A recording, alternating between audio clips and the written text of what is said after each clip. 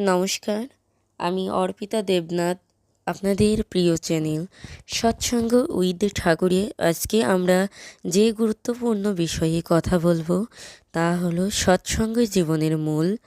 ঠাকুর শ্রী শ্রী অনুকূল চন্দ্র বলেছিলেন, সৎসঙ্গ ছাড়া উন্নয়ন নেই, শান্তি নেই, প্রেমও নেই।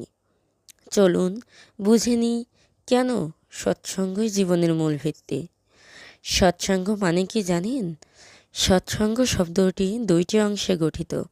সৎ অর্থাৎ সত্য, উন্নত, কল্যাণময়, আর সঙ্গ অর্থাৎ তার সাহচর্য। তাহলে সৎসঙ্গ মানে এমন মানুষের সঙ্গে থাকা যার উপস্থিতি আমাদের চিন্তা, চরিত্র ও জীবন উন্নত হয়। ঠাকুর বলতেন, যার সঙ্গ লাভে চেতনা জাগে, সত্তা জাগে, গতি বাড়ে, তাই সৎসঙ্গ।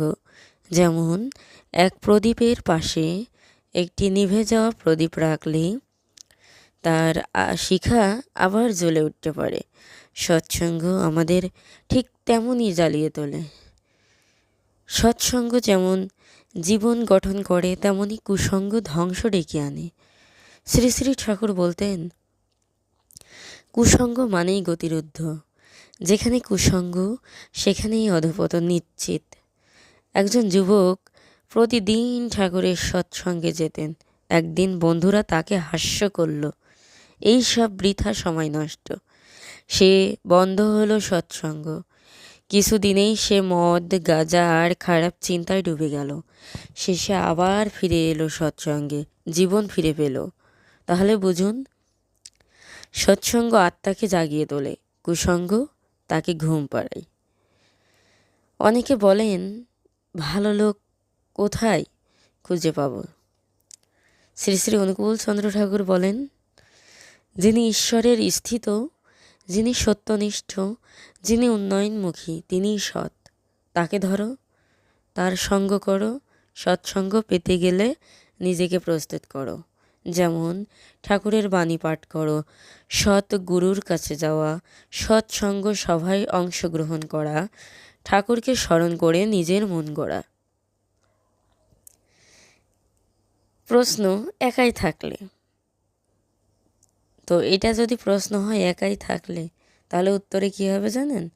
ঠাকুরকে মন দিয়ে ভাবো, তিনিই সেরা সৎসঙ্গ। একজন মা ঠাকুরের সৎসঙ্গে এসে সংসারে শান্তি আনলেন। এক ছাত্র ঠাকুরের কথা শুনে তার রাগ কমালো, মনোযোগ বাড়ল। এক কর্মজীবী সৎসঙ্গ করে মাদক ছেড়ে দিলেন।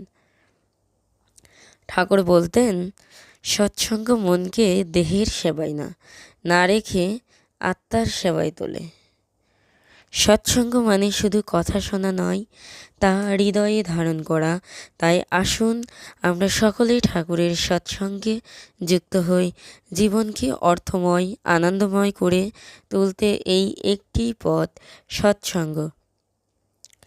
আপনাদের যদি এই আলোচনা ভালো লেগে থাকে তাহলে লাইক দিন, কমেন্ট করুন আপনার মতামত, এবং আমাদের চ্যানেল সৎসঙ্গ উইথ ঠাকুরে অবশ্যই সাবস্ক্রাইব করুন। আবার আসবো নতুন আলোচনা নিয়ে। জয় গুরু।